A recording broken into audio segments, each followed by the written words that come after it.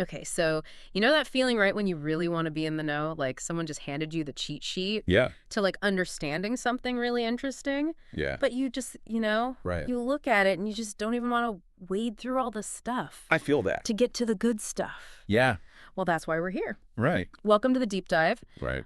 You shared some great stuff with us, and we're going to pull out the most Lord. valuable insights tailored just for you.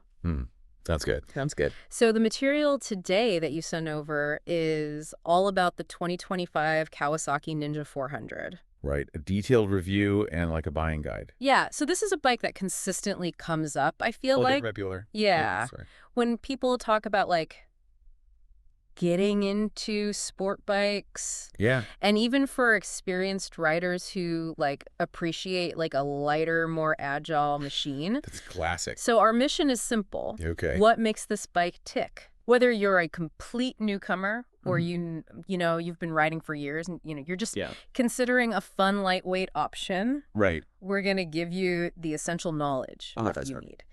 All right, so to do that, I think we need to look at everything from like its performance and its specs to its features, how it compares to the competition and the advantages and the downsides. Okay, so let's start with the big picture. Okay. The overview. Yeah. The Ninja 400 is really positioned as kind of a go-to entry-level sport bike. And these sources really highlight this interesting balance that it strikes. It's not just about sheer muscle. Yeah. But it's about finding that sweet spot of power. Right. With agility and even like a surprising amount of comfort. So it sounds really approachable for a lot of different riders. Yeah, that's a really crucial point. It's easy to think like, oh, entry level only for beginners. But like the review really makes it clear that even experienced riders find a lot to love in a bike like this. Sometimes you don't need the biggest engine to have the most fun. Yeah, totally. And what's fascinating to me here is how Kawasaki has managed to appeal to like both those ends of the spectrum, Totally. Like the brand new rider and the person who's been riding for years. Makes total sense. With the same machine. All right, so the engine in this thing is a 399cc parallel twin. Okay. Now, for someone who might not be a total gearhead, what is the benefit of that kind of engine in a bike like this? Okay, so the parallel twin configuration, it's really like the sweet spot for this class, Okay. It gives you smooth power delivery, which is fantastic for building confidence, Okay. If you're a new rider and you crack the throttle open, the thing just like wheeze. Yeah. Not what you want. Yeah, exactly. It still offers like a good amount of, get up and go. Right. When you want it. And also the sources emphasize the fuel efficiency of this. Okay. It's a very manageable engine. Okay. Unlike some of the competitors that are single cylinders that might be a bit more buzzy or lack that top end to like comfortably overtake someone on the highway. Yeah. This parallel twin is going to be a lot smoother, across that whole rev range. Okay, so versatile engine, it sounds like. I think so. Now, visually, the bike is described as having this like sharp, aggressive styling, taking cues from the much bigger Ninja ZX-10R. So it's got that sporty look that people are after. But how important is that, do you think, for this type of bike? I think aesthetics are a huge factor. Yeah. Yeah, especially in this category. Right. And, the styling gives the bike a much more premium feel than you would expect from an entry-level machine. Right. And it looks fast standing still. Right. And that can be a major draw. Yeah, totally. It connects them to that world of like high-performance motorcycles. Yeah. Even if the engine is more manageable. Makes sense. Yeah. All right, so the big question that the review seems to be tackling is the Ninja 400 the best choice in its class? Okay. And it specifically mentions the Yamaha R3, the KTM RC390, and the Honda CBR 500R as key competitors. Okay. That's the question I feel like a lot of people are going to have. Yeah, for sure. And we'll definitely dig into how it compares. Yeah. But the fact that their review even frames it this way, tells you that the Ninja 400 is like the benchmark in this category. Right. It's a big player. Yeah. All right, let's get into the details. Let's do it. The specifications. Right. Engine 399cc, parallel twin. Yep. DOHC. liquid-cooled. Okay. We've touched on the parallel twin. What does DOHC and liquid-cooled bring to the table? Okay, so DOHC stands for double overhead camshaft. So this means the engine has two camshafts in the cylinder head that directly actuate the valves. Okay. And that generally leads to more efficient engine performance, especially at higher RPMs. Okay. Liquid cooling helps to maintain a consistent engine temperature. Okay. Which is crucial for reliability and performance. Yeah. Especially when you're riding in like hot weather or demanding conditions. Makes sense. Yeah. All right. Horsepower is listed at 48 at 10,000 RPM. Okay. Torque at 38 Newton meters at 8,000 RPM. Right. What do those numbers translate to in terms of how the bike actually feels? So I think these numbers suggest an engine that really comes alive as the revs climb. Okay. You know, horsepower peaking at 10,000 RPM. Yeah. Indicates that you'll need to explore the upper end of that rev range to really access its full power. Right. And that's pretty typical for these smaller displacement sport bikes. Okay. You know, the torque figure and its delivery at 8,000 RPM means that you're going to get like satisfying acceleration in that mid to upper rev range. You know, it might not have that like immediate low-down punch of a bigger engine, but it rewards you for keeping it in that sweet spot of its power band. Okay. You know? Makes sense. Yeah. Transmission 6-speed with assist and slipper clutch. Okay. Pretty advanced technology, I would say. Yeah, it is a significant feature for sure and very rider-friendly. Yeah. What are the real-world benefits? Okay, so the assist function reduces the effort needed to pull the clutch lever. Okay. Which is a bonus for beginners, especially like in stop-and-go traffic. Yeah. Where you're constantly working the clutch. Right. Even more importantly, the slipper clutch helps prevent the rear wheel from locking up during aggressive downshifts. Right. You know, so that can be really helpful. Yeah. When you're learning to raid at speed. And you might not have perfect clutch and throttle control. So that's like a real safety. Yeah, it's a safety net for sure. Very cool. Yeah. Frame trellis. Frame. Right. We hear about all these different types of frames on bikes. Yeah. What is the advantage of a trellis? So trellis frame is characterized by its interconnected network of tubes. Okay. You can think of it like a strong, lightweight cage. Gotcha. This design allows for a chassis that's both stiff and light. Okay. Which contributes to the agile and responsive handling. Okay. And it also provides good feedback to the rider. Right. Allowing you to feel more connected to the bike. Makes sense. Yeah. Weight, 172 kilograms, wet. Okay. And the review emphasizes this is one of the lightest in its class. Yeah, lighter is better when it comes to motorcycles, pretty much always. Why is that? So less weight makes the bike easier to handle, especially at low speed. Okay. And, you know, parking lots, that sort of thing. It also contributes to acceleration and braking performance. Right. Less mass to get moving, less mass to stop. Right. For new riders, a lighter bike is generally more confidence-inspiring. Totally. And less intimidating to manage. Yeah. For sure. Seat height, 785 millimeters. Okay. And the review mentions this as comfortable. Yeah. Is that generally considered a moderate seat height? Yeah, 785 millimeters is pretty average. Okay. It should allow a wide range of riders to comfortably reach the ground with at least 1 foot.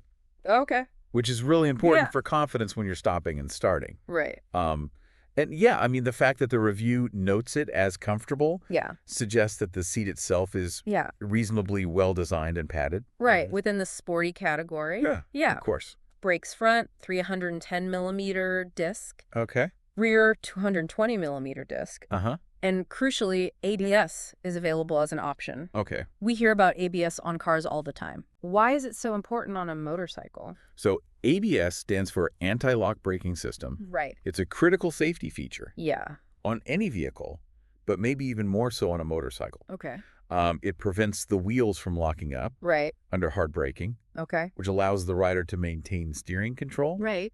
And avoid a skid. Right. On a bike, losing control during hard braking can have serious consequences. Yeah. So the availability of ABS is a huge plus. Yeah. Especially for newer riders. Right. Or anyone who rides in like variable conditions. Right. I mean, those disc sizes themselves suggest adequate stopping power. Okay. For a bike like this. Gotcha. Yeah. Suspension front, 41 millimeter telescopic fork. Okay. And a rear unitrack shock. Right. Now, for someone who isn't a suspension expert, right, what does this kind of setup offer?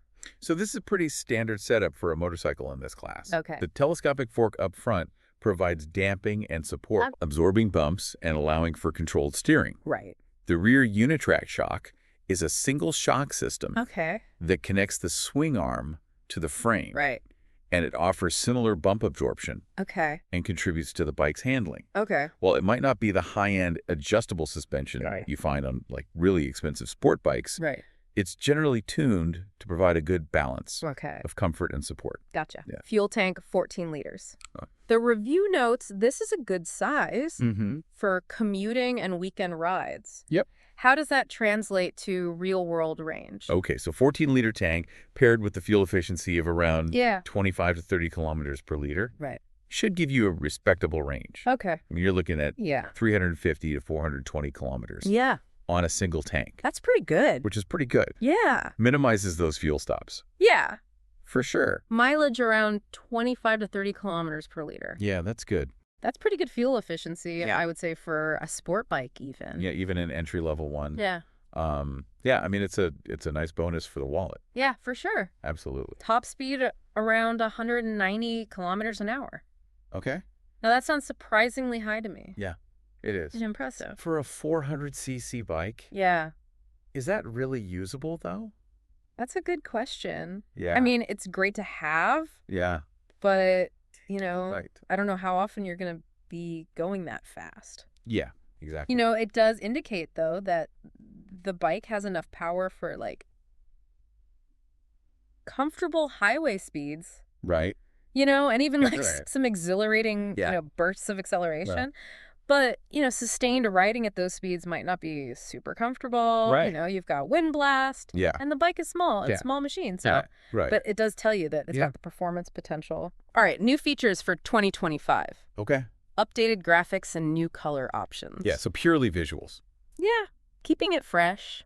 Keeping it appealing. Yeah. Maintaining the bike's appeal. Yeah. And giving you some options for personalization. Totally. Shows that Kawasaki is keeping the model current. Right. Even if the fundamentals stay the same. Right. You know? Makes sense. Yeah. And finally, estimated price in the USA. Okay. Around $5,799. Right. The review highlights how competitively priced this is. Yeah. Yeah. I mean, sounds like that's a huge... In this segment, price is a huge consideration. Yeah. So, yeah, the Ninja 400 seems to offer, like, a really strong package for the cost. For the money. You know, compared to some of its competitors. Okay, now let's zoom in on the key features. All right. That the review emphasizes as like setting this bike apart. Okay. So first up, the powerful 399cc parallel twin engine. Yeah. This smooth power delivery and acceleration. It really does sound like this engine is a standout. Yeah, it sounds like... In its class, for sure. So smooth power delivery for new riders. Right. Yeah. I mean, the smoothness makes it approachable. Yeah. You know, and builds confidence. Yeah. And then the power output is still enough to be engaging and fun for a more experienced rider. Yeah, totally. So it's kind of got it all. Makes sense. Yeah. Then there's the lightweight and agile chassis. Okay. Built around that trellis frame. And they use words like sharp handling, like cornering, effortless maneuverability, which all paint a picture of a really... You're right. Yeah, the combination of low weight and that trellis frame makes this thing feel really responsive. Yeah. And it's a joy to handle. Right. You know, and that is so crucial for building rider confidence. Totally. You know, and it makes it a blast on twisty roads. Right. But also very manageable in the city. Yeah, for sure. The assist and slipper clutch gets another mention. Okay. Smoother shifting, preventing that rear wheel lockup. Yeah. During those aggressive downshifts. It's a real confidence booster. Yeah, it sounds like it. Especially for newer riders. Yeah. You know? What a great feature. Yeah, it takes one thing off your mind. You know? Exactly. You don't have to worry about it. Right. Yeah. And the sport bike styling. Yeah. Inspired by the ZX-10R. Right. It's about getting that big bike look, even though it's, you know, a more accessible machine and more affordable machine. It's about aspiration. Yeah. You know, you look at this thing and you're like, I want to be on a ZX-10R. Yeah, exactly. But this is how I'm going to get there. Right. You know? That's awesome. Yeah. Comfortable yet sporty ergonomics. Okay. Another key feature. The raised handlebars. Yep. The 785 millimeter seat height. It sounds like a really smart balance. Yeah, Kawasaki seems to have recognized that. Yeah. Not everyone wants to be like, super hunched over like a true race bike. Yeah. So it's more practical for everyday riding. Right, and for longer rides. Yeah. You know? But without sacrificing too much. Without sacrificing that sporty feel. Yeah. You know? Totally. They've struck a nice balance there. Right. Yeah. The advanced braking system. Yeah. With that optional ABS. Yeah. I mean, you really can't emphasize enough how important ABS is. Yeah. For peace of mind. Yeah. It's a great feature. Absolutely. And the fuel efficiency. Yeah. That 25 to 30 kilometers per liter. Mm-hmm. It's great for commuting. It's great for those longer rides. Right. Keeps coming up. Yeah. It's that blend. It's so practical. Of fun and practicality. Absolutely. That seems to be a theme. Mm-hmm. And finally, the modern instrument cluster. Okay. That semi-digital setup with the analog tachometer. A well-designed instrument cluster is absolutely essential. Right. And this combination of an analog tachometer, which gives you a clear visual of the engine speed, with a digital display for all the other stuff, is a really nice combination. Yeah. It's the best of both worlds. Yeah. All right. So how does the Ninja 400 stack up against its main competitors? All right. Let's get into it. This is what everyone's really interested in. I think so. So first, let's look at the Yamaha R3. Okay. The review points out that the R3 is lighter and offers slightly better fuel efficiency. That's fair. Yeah. I mean, the R3 really prioritizes that lightweight feel. Right. And, that fuel economy. Yeah. So maybe people who value that. Right. If those are your top priorities. Right. Then the R3 might appeal to you. But the Ninja 400 packs more punch. Yeah, right. It's got a bigger engine. Right. More horsepower. More horsepower. Better acceleration. Higher top speed. Yeah. Yep. So you're trading a little bit of weight. Right. And fuel economy. For that extra oomph. For that extra performance. Yeah. Exactly. Okay. Next up, the KTM RC 390. Okay. More performance focused, they say. Yeah. With its single-cylinder engine. It's a different beast. Yeah. For sure. And a weight that's similar to the Ninja 400. Yeah. So what's the difference between a parallel twin like the Ninjas and a single cylinder? The KTM has got a very different character. Okay. Because of that thumper single cylinder engine. They've got this like more immediate corky feel lowdown. Right. Which can make them really fun to ride around town. Okay. But they can be a little less smooth up at those higher RPMs. Okay. Gotcha. The RC 390's really aggressive styling. Yeah. And just overall focus. Yeah. Tends to appeal to riders who are really into that sporty track experience. Right. But the Ninja 400, more refined. It is. More stable. Yeah. Better top-end power. More versatile, I'd say. Smoother acceleration. Yeah. So more versatile overall. Yeah, absolutely. Okay. The Ninja 400 is, while it's capable on those twisty roads, it's also a bit more refined. Right. For everyday riding. Right. The RC 390 is really leaning into that sporty, track-focused thing, Okay. It's just a different animal. Gotcha. The smoother engine and the more stable feel at higher speeds on the Ninja make it a bit more versatile. Yeah. For all these different riding situations. Okay, and finally we got the Honda CBR 500R. Okay.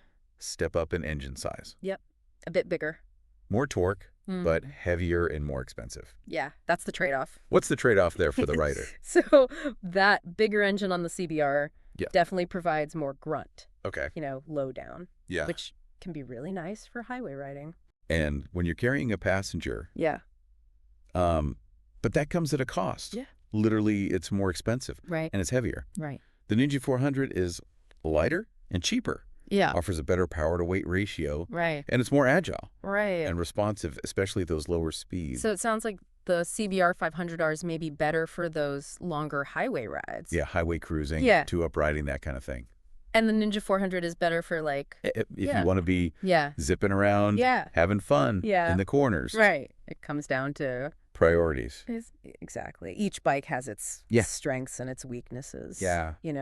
For sure. But I think the Ninja 400 really does occupy a strong position in this segment because it offers that blend of performance, agility, and value. Totally. That appeals to such a wide range of riders. Let's recap those advantages that keep coming up. Excellent performance to weight ratio. Yeah. I mean, it is responsive. Yeah. It's lively. It's nimble. Yeah. But it's still stable. Yeah. At speed. At higher speeds. Yeah. Yeah, it really does sound like It's a really nicely engineered package. Yeah. The affordable pricing? Yeah. Huge plus. It's a big one. Offering a lot of value compared to its competitors. Yeah. I mean, in such a competitive market, price is a huge consideration. Right. And the Ninja 400 is very appealing to people who are maybe budget conscious. Right. But still want a good level of performance. Right. And the fuel efficiency. Yeah. Can't forget that. Absolutely. Lower running costs. Longer rides. Makes it practical. Between refueling. Yeah, totally. The great handling and agility. Yeah. Thanks to that trellis frame and sporty suspension. It makes it so good for all those different riding situations. Right. And confidence inspiring. Especially for newer riders who are just getting into it. Yeah. The comfortable ergonomics. Yeah. For longer rides. Yeah. Those raised handlebars. It's more comfortable than some of the more aggressive sport bikes. Yeah. So they really have put some effort into making it comfortable for longer stints. Totally. Host.